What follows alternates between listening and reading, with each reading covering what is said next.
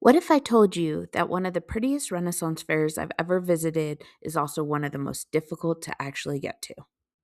Welcome back to the Time and Space Chronicles, where I'm saving you time by telling you about the best spaces. Today, I'm headed to the Valhalla Renaissance Fair in South Lake Tahoe.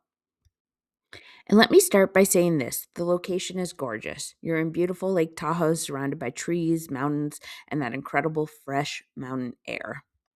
But unfortunately, getting to enjoy all of that came with some pretty serious problems because if you're planning to visit the fair, you're going to need to be prepared to survive it. Let's start with the good. The location is fantastic. There is something undeniably magical about going to a Renaissance fair surrounded by the natural beauty of Lake Tahoe, the fresh air, the trees, the mountains. It really does feel like a perfect setting for a Ren Fair. And once you're actually inside the fair, there's plenty to enjoy. The vendors were good, the entertainment was good, and they had full contact jousting, which is always fun to watch. And of course, the horses are always one of my favorite parts. They're beautiful, they're impressive, and they really add to the atmosphere. So once you're inside, things are pretty good. The problem is getting there. The tickets for this event sold out, and that's important because organizers should have had a pretty good idea of how many people were going to show up. But despite knowing the attendance, the parking situation was a mess. There were three parking lots, and all three were already overfilled before the event started at 10 a.m. on Saturday. By the time I arrived, I spent over an hour and a half driving around to all three parking lots trying to find anywhere to park. There were no spots, and lots of people had parked in illegal and unsafe locations. People who actually managed to get into the parking lots reported waiting up to 2.5 hours for a shuttle. There was only one shuttle being used to move people from the parking areas to the fair. For an event that sold out, it seems like a pretty significant capacity problem. And honestly, parking wasn't just inconvenient, it felt unsafe. If you know in advance how many tickets you sold, you should have an idea of how many cars you're going to have, and you should make sure you have enough parking and transportation capacity to handle all those people. Here's the thing that made it even more frustrating. From what I heard from other attendees, this wasn't just an issue caused by the fair's new location. People reported having similar parking problems last year as well. So, if this is something that has happened before, it really makes me wonder why there wasn't a better plan in place this time. You knew the tickets sold out, you knew approximately how many people were coming, and you knew that parking had been a problem before. That's a lot of information pointing towards the same solution. You need more transportation and parking capacity. Some people figured out ways around the problem. Some were smart enough to take a ride share. Others rented accommodations close enough to the fair that they could walk.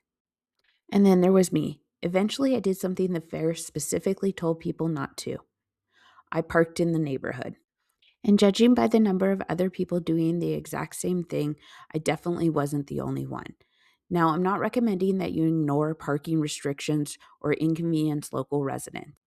But when your official parking system doesn't have enough capacity for people you've sold tickets to, people are going to start looking for alternatives. And that's exactly what happened. But eventually, I made it inside, and that's where things got much better. The fair itself had a lot going for it. The vendors were fun to browse. There was entertainment happening throughout the day, and the jousting was definitely worth seeing. The full contact jousting was one of the highlights, although there is a catch. It's not necessarily easy to watch unless you're willing to stand in the sun. There was a lot of sun. There was some shade available, but you're probably going to spend a decent amount of time in direct sunlight. So if you're coming here, sunscreen is not optional. Bring sun protection, wear a hat, and plan to be outside for a long time. Because even though Lake Tahoe has that beautiful fresh mountain air, that doesn't mean you won't get absolutely cooked standing around watching the entertainment.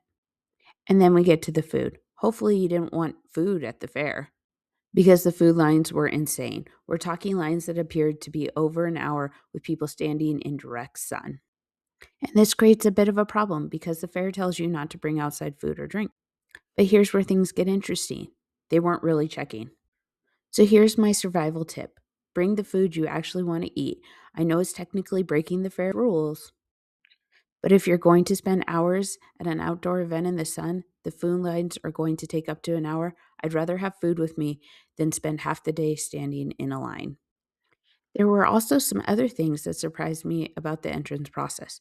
For example, they had rules about weapons being piece tied, but from what I observed, they weren't actually checking everything people brought in. They also had 21 plus wristbands, but IDs weren't consistently being checked before those wristbands were being handed out. Now, I look plenty old enough that nobody is going to question whether or not I'm over 21, but that isn't true for everyone who was getting a wristband. One thing I absolutely recommend taking advantage of is the free hydration center. Bring something that you can refill because you're going to be outside, you're going to be walking around, and you're probably going to be spending more time in the sun than you expected. So bring a refillable water bottle and use it at the hydration station. This is one rule I definitely recommend following. So, would I go back to the Valhalla Renaissance Fair? For me, the answer is a no, and that's actually a little bit disappointing because I wanted to love this fair. The location is beautiful. Lake Tahoe is beautiful. The fresh air is fantastic. The vendors were good. The entertainment was good. And the jousting was fun. But the experience of actually getting there, finding parking, getting transportation, finding food, and dealing with the lack of consistent security checks made the entire day feel more difficult than it needed to be. And that's really what this channel is about, saving you time by telling you about the best spaces. And sometimes that means telling you when a space isn't the best use of your time.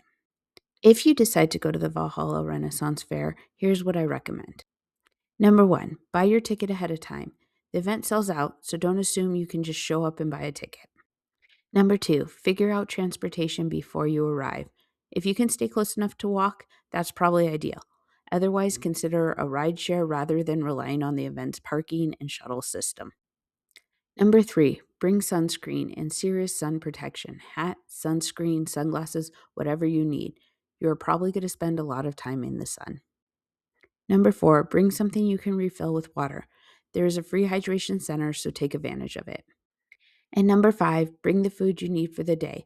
The food lines can be extremely long, and I would not want to spend an hour standing in the sun just to get lunch.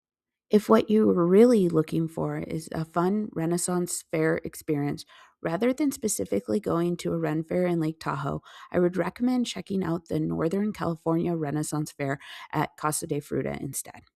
It might not have the same breathtaking Lake Tahoe backdrop, but for me, a Renaissance Fair should be about enjoying the vendors, entertainment, food, costume, and atmosphere, not spending hours trying to figure out where you're going to park. So that's my experience at the Valhalla Renaissance Fair. Beautiful location? Absolutely. Good vendors and entertainment? Yes. Well managed event? Unfortunately, no.